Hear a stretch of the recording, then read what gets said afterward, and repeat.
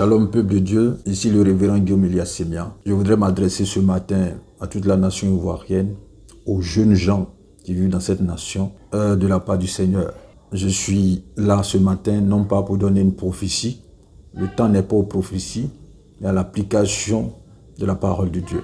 Voyez-vous, nous sommes dans un temps sensible et beaucoup de personnes risquent de perdre la vie de façon insensée parce que voulant suivre des hommes. Voici le message que j'ai pour toi de la part du Seigneur. La vengeance est à l'Éternel. Et beaucoup de personnes vont se laisser manipuler par les politiciens qui en réalité sont en train de chercher leur propre intérêt. C'est leur propre intérêt qui les mène aujourd'hui à se donner dos et demain à être ensemble. Je voudrais t'inviter au discernement et à la sagesse. Qu'est-ce que Dieu me dit de te dire ce matin? Il dit à lui la vengeance. Ta vie dans les rues sera une perte, je te l'assure, parce que le Seigneur est en train de préparer une épuration. Tous ceux qui auront les mains souillées, tous ceux qui auront le cœur souillé et qui seront dehors vont être utilisés comme des chairs à canon, parce que le Seigneur va purifier cette nation par le feu. Il y a longtemps que les prophéties ont été annoncées et aujourd'hui on entend encore d'autres personnes qui donnent des prophéties en fonction de leur chair. Il faut faire très attention parce que tout cela ne va faire qu'envenimer la situation. Voilà, Dieu a déjà pris sa décision. Ce qu'il a résolu de faire est déjà accompli depuis l'éternité, de toute éternité. Aujourd'hui, c'est juste que le constat, c'est ce que nous allons voir. On a dit que la chose est déjà faite, mais Dieu s'apprête aujourd'hui à frapper. Donc, je veux t'inviter ce matin à ne pas suivre la mouvance, la tendance, mais à entendre la voix de Dieu qui te dit reste chez toi pendant ce temps. Ne va pas marcher pour un politicien, quel que soit le parti, opposition ou parti au pouvoir. Ne va pas marcher pour un politicien. Dieu dit que c'est lui-même qui va tourner l'épée des uns contre les autres. Donc, c'est le plan de Dieu. Maintenant, si toi, tu t'en vas te mettre dans cette histoire et que tu perds la vie, ça sera ta propre faute. C'est pourquoi je t'invite ce matin à beaucoup de vigilance et surtout à beaucoup de maîtrise de soi, à demeurer dans la prière. On va partager un passage biblique dans le livre de Juges, le chapitre 6, qui va te conforter dans ce que je suis en train de dire. Je lis à partir du verset 19, Juges 6, du moins Juges 7, à partir du verset 19. Gédéon et les 100 hommes qui étaient avec lui arrivaient aux abords du camp au commencement de la veille du milieu. Comme on venait de placer les gardes, ils sonnaient de la trompette et brisaient les cruches qu'ils avaient à la main. Verset 20. Les 3 corps sonnaient de la trompette et brisaient les cruches. Ils saisirent de la main gauche les flambeaux, de la main droite les trompettes pour sonner, et ils s'écrièrent: épée pour l'Éternel et pour Gédéon. Verset 21. Ils restaient chacun à sa place autour du camp, et tout le camp se mit à courir, à pousser des cris et à prendre la fuite. Les 300 hommes sonnaient encore de la trompette, et dans tout le camp, l'Éternel leur fit tourner l'épée les uns contre les autres. Le camp s'enfuit jusqu'à Bershita, vers Serara, qu'au bord d'Abel Méola, près de Tabat. Voilà. La Bible dit qu'il n'y a rien de nouveau sous le soleil. Ça veut dire que tous les événements du passé ont leur correspondance dans le présent, qui auront leur correspondance dans l'avenir. Voilà la même situation qui prévaut aujourd'hui, certainement dans notre nation, où beaucoup sont en train de se plaindre des injustices, des enlèvements, de la peur. Et c'est ce qui était au temps de Gédéon. Est-ce que vous comprenez? Gédéon, c'est un jeune à qui Dieu demande de libérer Israël. Mais Dieu choisit cet homme et il dit, voilà l'acte que vous allez poser. Restez à votre place. Moi-même, je vais faire tourner l'épée les uns contre les autres.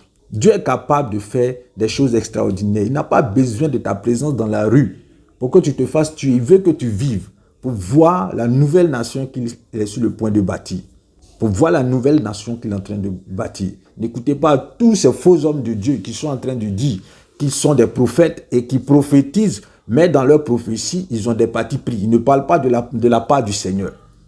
Toutefois que tu parles et que ta chair intervient, tu es en train de parler de ton propre chef. Et toi aussi, tu auras ta récompense. Parce que tout ça, Dieu va mettre de l'ordre. Il va mettre de l'ordre au niveau des juridictions. Il va mettre de l'ordre au niveau de l'État. Il va mettre de l'ordre dans l'église. Il va mettre de l'ordre partout. Maintenant, toi, ne va pas te faire tuer cadeau. Vous savez, avant que je n'étais pas encore appelé, ni même disciple de Jésus, à un moment donné, je me rappelle, nous étions à Bobo, en 2007, je crois, et Blé Goudé est venu à la télé, c'était sous le règne de Gbagbo. Il a dit sortez, allez dans les rues et tout ça. On nous a donné des bus, on nous a affrété des bus cadeaux. Nous, on était des jeunes diplômés, on avait nos diplômes, j'avais la maîtrise, j'étais assis à la maison et on jouait le Scrabble. Donc, tout ce que ces personnes-là ont vu dans notre faiblesse, c'était la manipulation. Voilà, on est parti et on était devant l'Ivoire, on a tiré sur nous. J'ai fait 3 jours dehors, 3 jours à la RTI à l'Ivoire, on a tiré sur nous. Mais au final, on n'a rien eu de tout ça. On est resté dans notre position, si ce n'est la grâce de Dieu.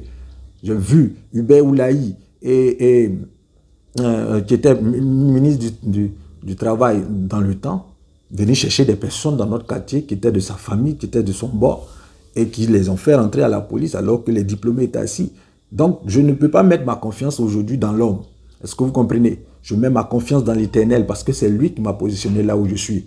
Aujourd'hui, j'ai ma petite famille, j'ai mon petit emploi. Aujourd'hui, j'ai mon appel, j'ai mon ministère. Je sais Dieu, je sais les intérêts de Dieu. Des gens sont bénis par ma vie.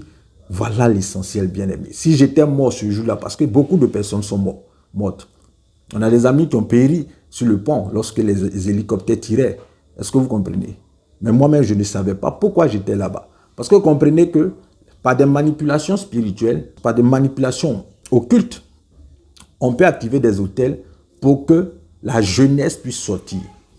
C'est pourquoi aujourd'hui, je t'invite à retourner dans le psaume 91, à te placer sous l'aile du Très-Haut, de sorte à ce que si 1000 tombent à ton côté, 10 000 tombent à ta droite, toi, tu ne sois pas atteint. Parce que tu auras été couvert par la foi dans le Seigneur. Par la foi dans le Seigneur. C'est cette foi qui t'a préservé pendant la crise sanitaire. Et c'est cette foi qui va te préserver pendant cette crise que nous allons vivre dans ce pays. Parce que c'est arrêté. On ne peut pas se blaguer. Il va y avoir une crise. Il va y avoir une crise armée. Mais Dieu dit, ce n'est pas ta crise. Laisse-le gérer. Parce qu'il va retourner l'épée les uns contre les autres. Dieu a un reliquat avec ces personnes-là. Il y a un reliquat. Ce sont les mêmes personnes qui ont dit qu'ils allaient tuer l'Éternel des armées, souvenez-vous.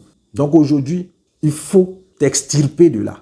Il faut t'ôter du milieu d'eux. Ta maman a besoin de toi. Jeune, la vieille a besoin de toi. Ton vieux a besoin de toi. Ne regarde pas ta position aujourd'hui. Ne regarde pas ta position aujourd'hui. Aujourd'hui, peut-être tu peux être un galéré.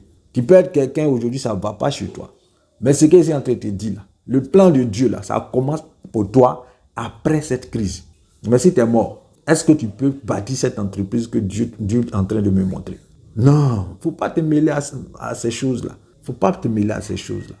Voilà, aujourd'hui, je travaille. Je travaille. Ça fait des années que je travaille. Et je suis appelé de Dieu.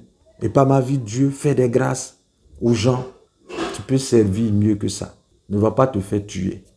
Tous ceux qui seront dans la rue, le Seigneur m'a dit, tous ceux qui seront dans la rue, leur mort, leur sang va retomber sur leur propre tête. Voilà, donc tu restes à la maison, tu pries le Seigneur, reste en prière pendant ce temps et Dieu te fera grâce. Amen. Et Dieu te fera grâce. La Bible dit, dans le psaume 91 donc, que je viens de citer tout à l'heure, la Bible dit une chose qui est très importante et je vais partager avec vous. Dit, celui qui demeure sous l'abri du Très-Haut repose à l'ombre du Tout-Puissant. Je dis à l'Éternel, mon refuge, ma forteresse, mon Dieu en qui je me confie. Car c'est lui qui te délivre du filet de l'oiseleur et de la peste et de ses ravages. Il te couvrira de ses plumes et tu trouveras un refuge sous ses ailes. Sa fidélité est un bouclier et une cuirasse. Tu ne craindras ni les terreurs de la nuit, ni la flèche qui vole de jour, ni la peste qui marche dans les ténèbres, ni la contagion qui frappe en plein midi. Que 1000 tombent à ton côté, 10 000 à ta droite, tu ne seras pas atteint. De tes yeux seulement tu regarderas et tu verras la rétribution des méchants. Dieu veut payer les méchants. Il ne parle pas des pécheurs, non. On parle des méchants, c'est-à-dire les personnes qui ne veulent pas changer et qui veulent détruire la vie des autres. C'est de cela que Dieu parle. Maintenant, la condition pour que 1000 tombent à ton côté, 10 000 tombent à ta droite, toi tu ne sois pas atteint, c'est que tu demeures sous l'abri du Très-Haut. Demeure dans la parole de Dieu, beaucoup dans ces temps. Prie le Seigneur, demande-lui la grâce, Dieu va t'exaucer. Dieu va t'exaucer. Voilà mon message pour toi ce matin. Je dis que c'était juste une parole que le Seigneur m'a mis à cœur pour la Côte d'Ivoire. Que tu sois du nord, du sud, de l'est, de l'ouest, ce n'est pas ton combat, c'est le combat du Seigneur. C'est le combat du Seigneur. Alléluia. C'est le combat du Seigneur. Ma Bible me dit que Dieu voulant délivrer Israël du joug des Égyptiens, il a envoyé Moïse apporter une parole. Il a envoyé Moïse apporter une parole. Dieu s'est souvenu de ce peuple-là. C'est Dieu qui permet qu'à un moment donné, vous l'invoquez, il ne répond pas juste parce que vous devez comprendre une leçon.